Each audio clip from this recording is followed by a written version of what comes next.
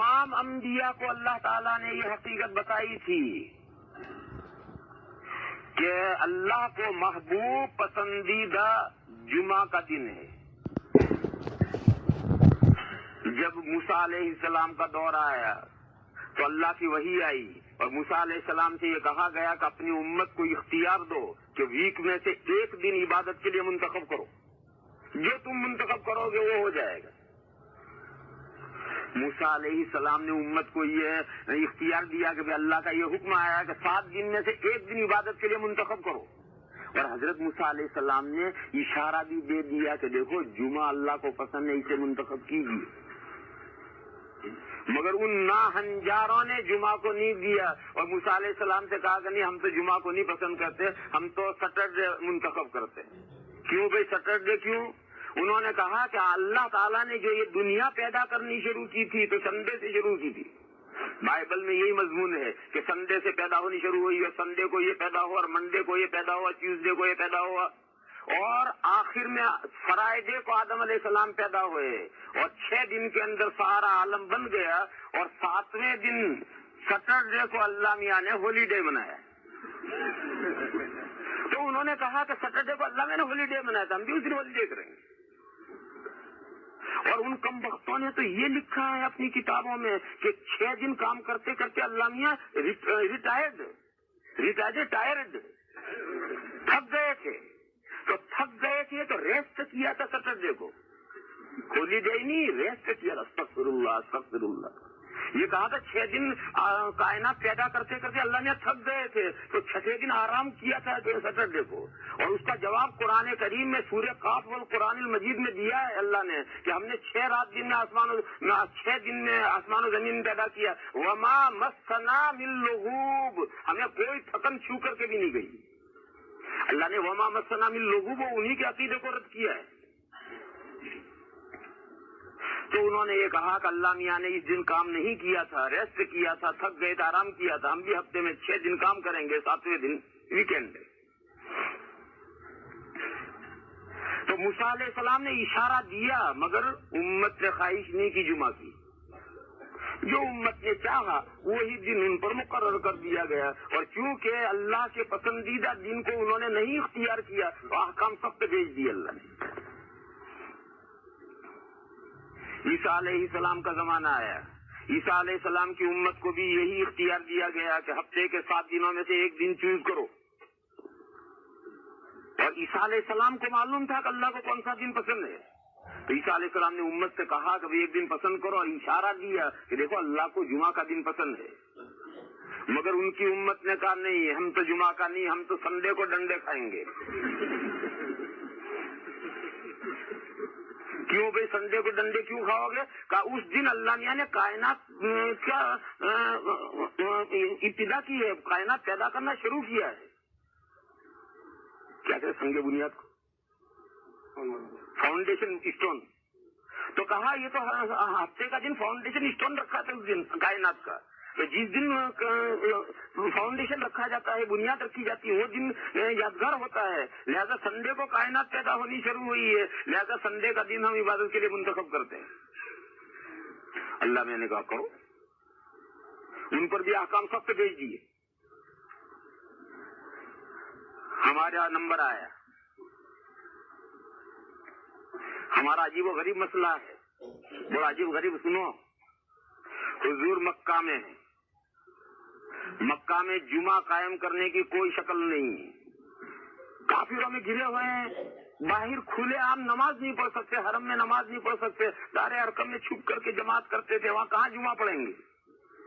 کوئی موقع جمعہ پڑھنے کا ہے ہی نہیں اور کوئی دن اسلام میں ابھی مقرر ہوا ہی نہیں. اچھا، ادھر مدینہ میں اسلام پھیل رہا ہے اور پہلے ایک بیعت کی ہے، انہوں نے بیعت عقبہ اولیٰ ہوئی ہے، پھر دوسری بیعت عقبہ ثانیہ ہوئی ہے اور مسلسل یہاں اسلام پھیل رہا ہے مدینہ میں.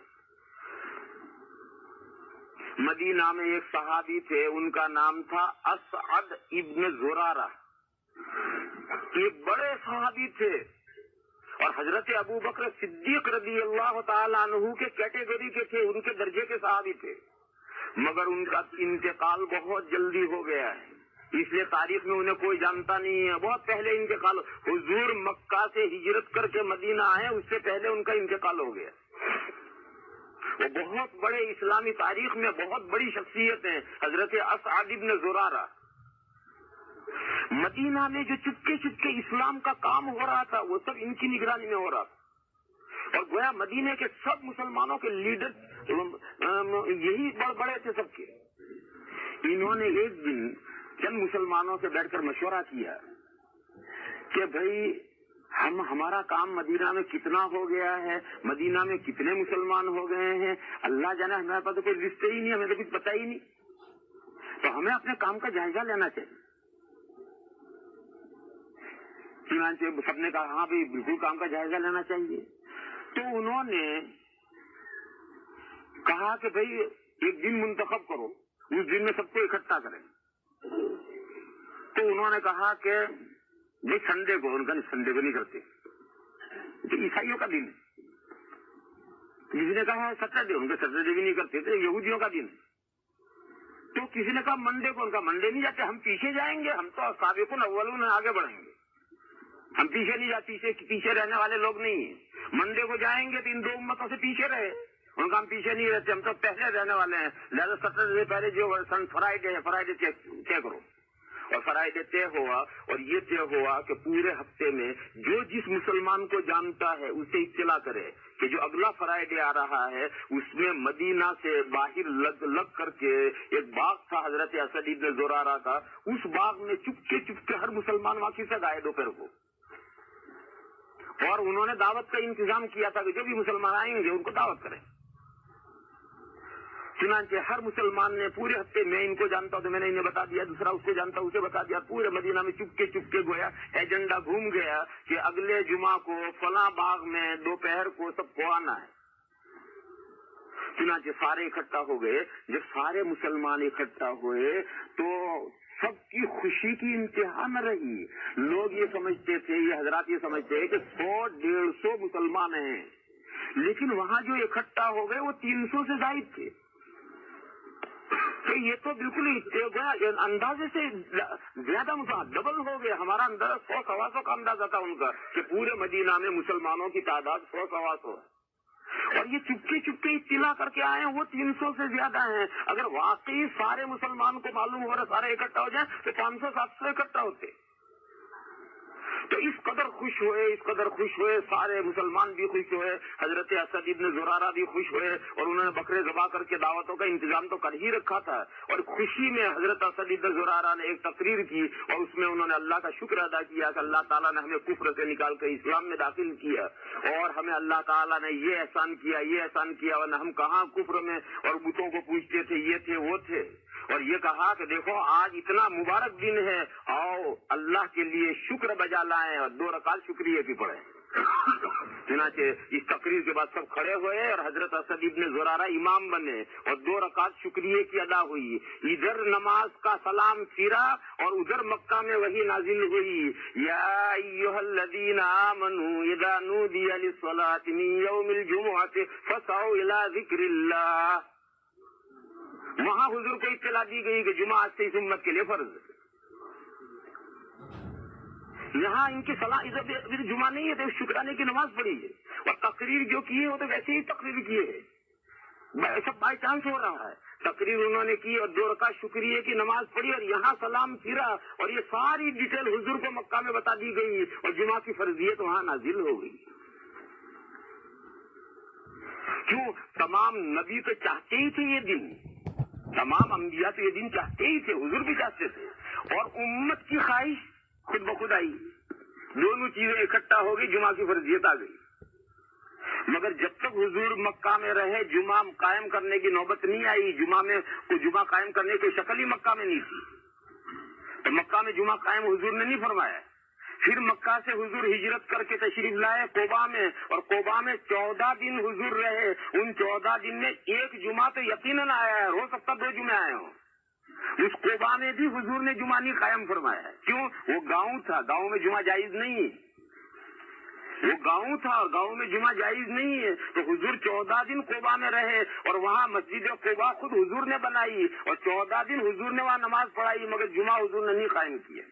پھر جب قباء سے چل کر حضور آگے بڑھے ہیں تو قباء سے جو چلے ہیں تو جمعہ ہی کے دن چلے ہیں اور جمعہ کے دن مدینہ میں داخل ہوئے ہیں، تو چلتے چلتے مدینہ میں ایک قبیلہ آیا، اس قبیلے میں رک کر کے حضور نے پہلا جمعہ مدینہ میں آ کر قائم فرمایا۔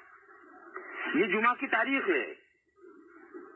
میں تو اصل میں مثالیں آپ کو یہ سمجھا رہا تھا، بتا رہا تھا کہ بعض احکام شریعتوں میں ایسے ہیں کہ وہ اس پر موقوف رہتے ہیں کہ نبی اور امت دونوں کی خواہشیں متفق ہو جائیں تو وہ احکام نازل ہوتے ہیں۔ اگر امت چاہے نبی سواد نہ کرے احکام نہیں آتے، نبی چاہے امت ریکویسٹ نہ کرے احکام نہیں آتے۔